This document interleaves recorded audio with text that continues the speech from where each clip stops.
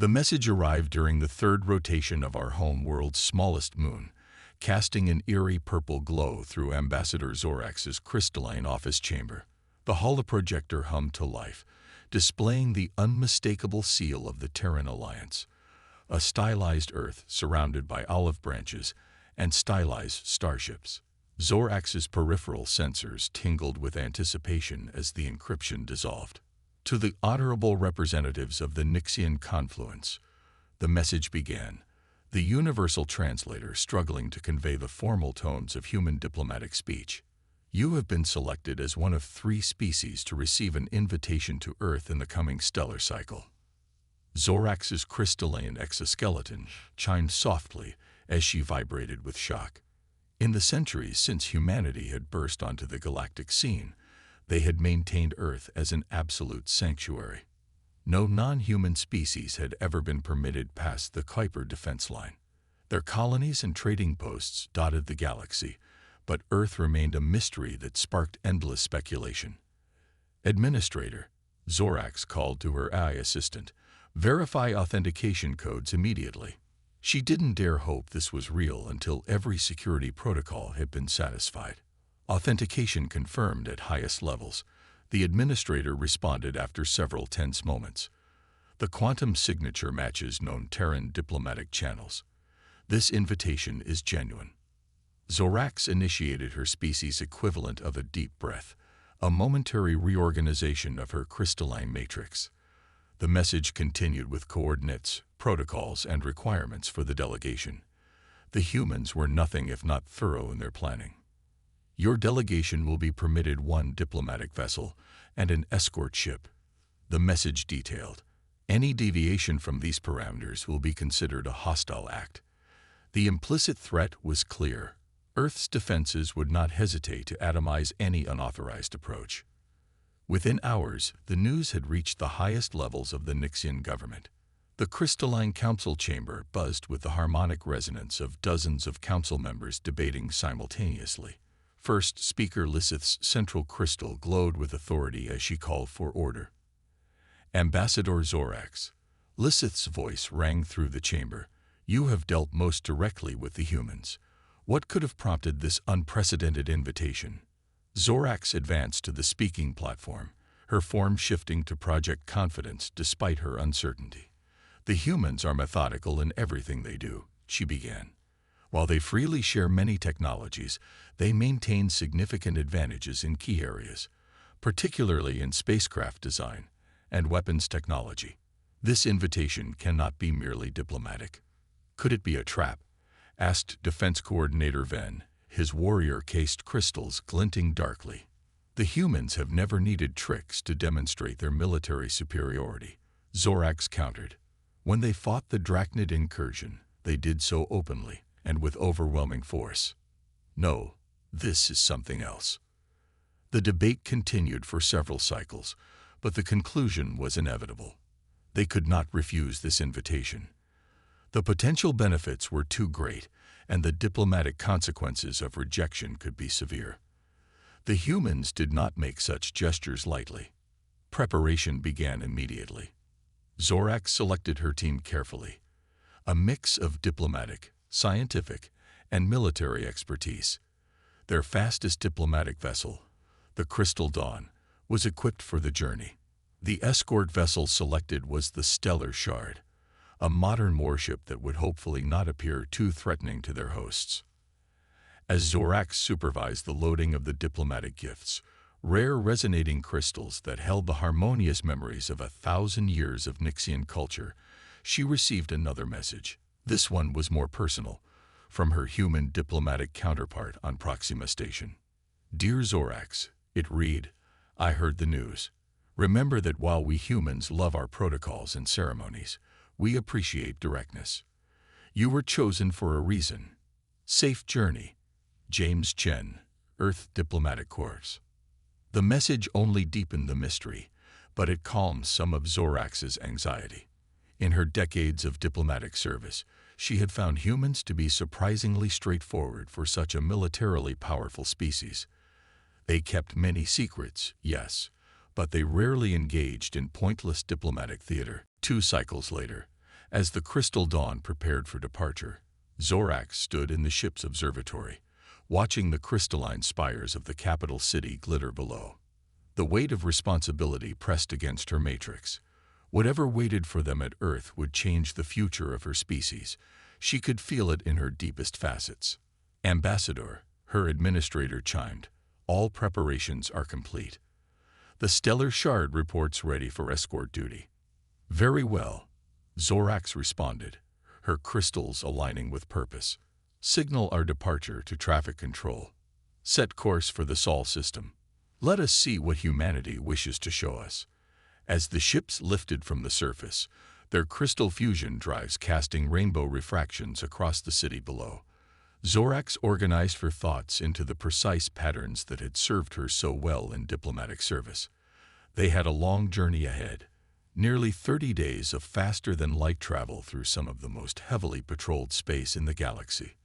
Whatever waited for them at humanity's homeworld, they would face it with the clarity and precision that had made the Nixian confluence one of the most respected civilizations in known space. As their ships entered the first jump point, Zorax began composing her preliminary report to the Council, knowing that every detail of this historic journey would be analyzed for generations to come. The Crystal Dawn shuddered as it dropped out of faster-than-light travel for the 7th time in as many days. Routine jump point verification, Zorax told herself, trying to calm her resonating matrix. But this time was different. The stellar shard's warning came just as their sensors recalibrated. "Ambassador, multiple warships detected. Signatures matched Drachnid raiders." 3 predatory vessels emerged from behind a stellar debris field, their organic metal hulls gleaming with malevolent purpose. The Drachnid, bitter from their defeat by human forces, had taken to attacking diplomatic vessels, especially those heading toward human space. "Evasive patterns," Zorax commanded. "Signal the stellar shard to take defensive position." She knew their escort was powerful, but 3 Drachnid raiders could overwhelm them before they could reach the next jump point. The first plasma bolt streaked past their bow, its energy causing disturbing resonances through the Crystal Dawn's hull. The stellar shard moved to intercept, its crystalline weapons charging with deadly purpose. But before either side could fully engage, space itself seemed to tear open. A massive vessel materialized between them and the raiders, sleek, dark, and unmistakably human in design. No navigation lights, no visible weapons, just smooth curves that seemed to drink in starlight. A voice cut through all communication channels. "This is HMS Shadowkeeper. You are in protected space. Stand down immediately."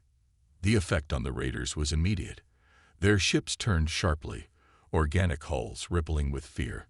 But the human vessel gave them no chance to retreat.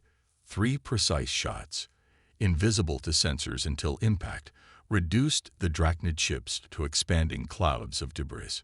"Crystal Dawn, this is Shadowkeeper. Welcome to the Sol Defense Perimeter. We'll be your escort for the remainder of your journey." The message was delivered with the casual confidence that had become humanity's trademark. Over the next 20 days, they witnessed more displays of human military presence. Silent ships appearing and disappearing without warning. Vast sensor networks that could track a single shuttle across light years. The stories of Earth's defensive capabilities, it seemed, had not been exaggerated. "Ambassador," her administrator reported on their final approach, "I've detected 47 different human defense platforms in range. Most are using technology we can't even classify." Zorax absorbed this information with growing anticipation. Each demonstration of human power made their invitation seem more significant. What could they want to show a species so far behind their technological level? As they passed Neptune, a new escort arrived. A gleaming white vessel larger than any they'd seen before. Its design was different from the military ships, emphasizing elegance over stealth. This, finally, felt like a diplomatic welcome. The human ship's commander introduced himself via holoscreen, a gesture of courtesy since most human communications remained text-based. "Ambassador Zorax, I'm Captain Chen. Welcome to Sol. Your journey is almost over, But I must ask you to prepare yourself. What you're about to see, well, let's just say everyone remembers their first view of Earth. He wasn't exaggerating. As they cleared the orbit of Mars, the full scope of human civilization became apparent. Orbital rings circled Earth like giant halos. Space stations the size of small moons housed millions. Shipyards stretched thousands of kilometers, building vessels that dwarfed anything the Nixians had ever constructed. And there, hanging in space like a jewel, was Earth itself. Blue oceans, white clouds, green and brown landmasses, looking deceptively peaceful despite the massive defense grid protecting it. By the first crystal, Zorax whispered, her matrix vibrating with awe. Now she understood why humans had kept their homeworld private. It wasn't fear or secrecy. It was mercy. Letting other species see this too soon would have crushed their confidence, their ambitions. Captain Chen's voice returned, tinged with pride and amusement. Ambassador, you have clearance to dock at Orbital Station Alpha. And Zorax, welcome to Earth. The docking procedure at Orbital Station Alpha was unlike anything in Nixian space. No tractor beams, no conventional guidance systems. Instead, the Crystal Dawn was enveloped in what the humans called a gravitational corridor, invisible but irresistible, guiding them with perfect precision. Fascinating, muttered Chief Engineer Kilix, her crystals flickering with excitement. They'd weaponized space-time itself. The welcoming committee waited in a massive chamber that put their grandest crystalline halls to shame. Zorax led her delegation forward, noting how the humans had accommodated their crystalline biology. The temperature and humidity were perfect for Nixian comfort. Admiral Sarah Chen, apparently Captain Chen's sister, stepped forward to greet them. Ambassador Zorax, on behalf of the Terran Alliance, welcome to Earth. She was tall for a human, with the confident bearing of someone used to commanding fleets. The formal greetings went smoothly until cultural attaché Mirax attempted to perform the traditional Nixian harmony greeting, a subtle resonance meant to show respect. The sound waves triggered something in the station's defense systems. Suddenly, hidden panels snapped open, and weapon ports appeared throughout the chamber. Instead of panic, Admiral Chen merely smiled. Our apologies. Perhaps we should continue this discussion in the shielded diplomatic suite. Her casual response to what could have been a diplomatic disaster spoke volumes about human self-assurance. The diplomatic suite turned out to be a vast chamber with a transparent floor offering a stunning view of Earth below. As they settled into specially designed crystalline chairs, Zorax noticed something odd about the humans present. Unlike their usual diplomatic meetings, these humans wore no powered armor, carried no visible weapons. You're wondering about our lack of protection, Admiral Chen said, reading Zorax's body language with surprising accuracy. Here, in the heart of our territory, we have no need for such things. Which brings us to why you're here. The Admiral activated a holographic display, showing a ship design unlike anything Zorax had ever seen. This is the Starcutter class vessel. We've built 2 of them specifically for the Nixian confluence. The design was a perfect fusion of human and Nixian technology. The organic curves of human ships blended with crystalline structures that would resonate perfectly with Nixian crews. But the capabilities listed were impossible. Faster than light travel without jump points, weapons that could reshape gravity itself, defenses that bent probability. Admiral, Zorax said carefully, this technology is far beyond anything you've shared with other species. Why us? Why now?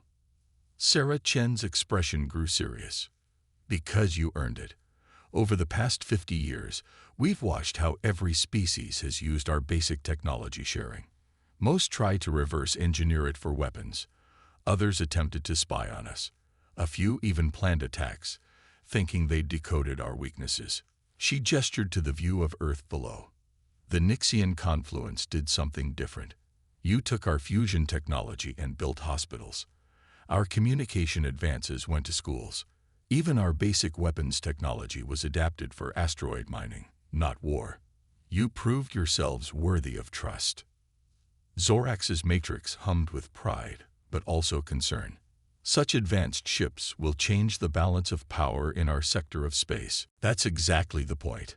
Another human stepped forward. James Chen, her old diplomatic contact. The galaxy is becoming more dangerous.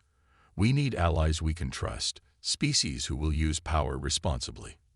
Consider this an invitation to a more exclusive alliance. The implications were staggering. This wasn't just about ships.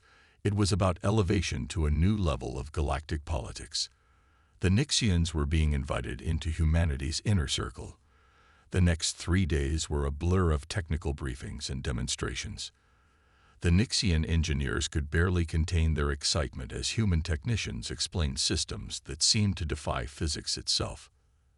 The crystalline matrix of your biology actually makes you perfect for this technology, explained Dr. Maya Chen, the project's lead scientist.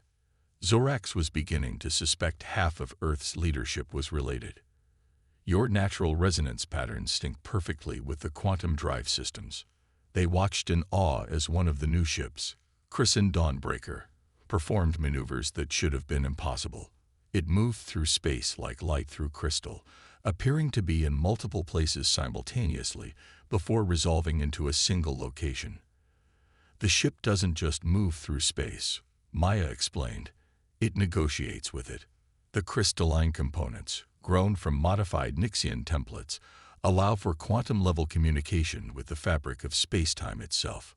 The weapons demonstrations were equally impressive. The second ship, Crystal Fist, engaged a series of automated drones. Instead of conventional energy weapons, it projected fields that simply denied the enemy ships their right to exist in that section of space-time. We call it probability denial, Admiral Chen said with a slight smile. Much cleaner than explosions. But it was the defensive capabilities that truly shocked them. They watched as an entire battle group of automated attackers fired on the Dawnbreaker. The shots seemed to pass through the ship as if it were a hologram, or bent around it like light around a gravitational lens. The ship predicts incoming attacks and shifts slightly out of phase with normal spacetime, Maya explained. It's not so much armor as it is refusing to be where the attack lands. During a break in the demonstrations, Zorax found herself alone with James Chen in one of the station's observation lounges. The Earth hung below them, clouds swirling in patterns that seemed almost crystalline from this distance. There's more to this than just rewarding our good behavior, isn't there? Zorax asked. James nodded, his expression growing serious. We've detected something coming from the galactic core, something old and vast, and not particularly friendly. Humanity could face it alone, but we prefer not to. The ships aren't just a gift, Zorax realized. They're an investment in survival. Yours and ours, James agreed. We've spent centuries preparing Earth's defenses, but this threat, it's going to take more than just weapons. It's going to take allies we can trust absolutely. Partners who understand that power is a tool, not a goal. Zorax's matrix resonated with the weight of his words. When? Soon. Decades at most. These ships aren't just for show. They're a crash course in the kind of technology we're all going to need. He turned to face her fully. Your people are ready for this responsibility, Zorax. The question is, are you ready to help us carry it? The journey home started quietly enough. The Dawnbreaker and Crystal Fist, now crewed by hastily trained Nixian crews, slipped through space with their escort ships. The Crystal Dawn had been upgraded as well, though not to the same degree as the new vessels. They were a day from Nixian space when the attack came. A Drachnid battle fleet, 30 ships strong, dropped out of jump space around them. This was no raiding party. This was an invasion force that must have been waiting for their return. Multiple targeting locks, the Stellar Shard reported. They're charging weapons. But Zorax felt no fear. She had spent the last week understanding exactly what humanity had given them. Dawnbreaker, Crystal Fist, initiate defense protocol Chen Alpha. Show them what these ships can do. What followed wasn't really a battle. It was a demonstration. The Drachnid ships fired everything they had. Energy beams, plasma torpedoes, kinetic rounds, all converging on the two new ships. Nothing connected. The ships danced through space like light through crystal, each movement precise and inevitable. Then they responded. Space itself seemed to ripple around the drachnid vessels. Some simply winked out of existence, denied their place in reality. Others found themselves suddenly occupying the same space as their own weapons. A few tried to retreat, only to find that probability had decided they'd never make it to their jump points. In under 3 minutes, the largest drachnid attack fleet seen in a decade had been reduced to scattered atoms and object lessons. The Dawnbreaker and Crystal Fist emerged without a scratch, their crystalline hulls humming with barely used power. "Send a message to the Drachnid Empire," Zorax commanded. "The Nixian confluence is under Earth's protection now. We suggest they adjust their plans accordingly." As they resumed their journey home, Zorax reviewed the data Crystal James had given her before departure. It contained details about the threat from the galactic core, a vast, ancient intelligence that saw younger species as resources to be harvested. Humanity had known about it for centuries, preparing quietly while letting other species think they were just paranoid isolationists. Now Zorax understood the true gift they'd been given. It wasn't just the ships, or the technology, or even the Alliance. It was purpose. Humanity had chosen them as partners in the greatest challenge their galaxy had ever faced. The Nixian capital came into view, its crystalline spires reaching toward the stars. Soon, she would brief the Council on everything they'd learned. There would be preparations to make, technologies to master, strategies to plan. But for now, Zorax stood in the Dawnbreaker's observation deck, watching her homeworld grow larger. The ship's crystalline hull resonated with her own matrix, creating harmonies that no other species could hear. In that moment, she finally understood why humans had kept Earth hidden for so long. It wasn't the technology that made them special. It wasn't their weapons or their defenses or their vast orbital constructions. It was their ability to look at a species that was centuries behind them technologically and see not subjects or servants, but potential allies. "Administrator," she said softly, "begin composing my report to the Council. Title it, 'The Future is Crystalline Clear.'"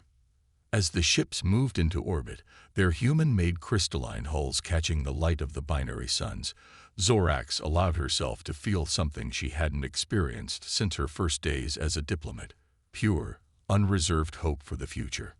The galaxy was about to change, and thanks to humanity's trust, the Nixian confluence would help shape that change.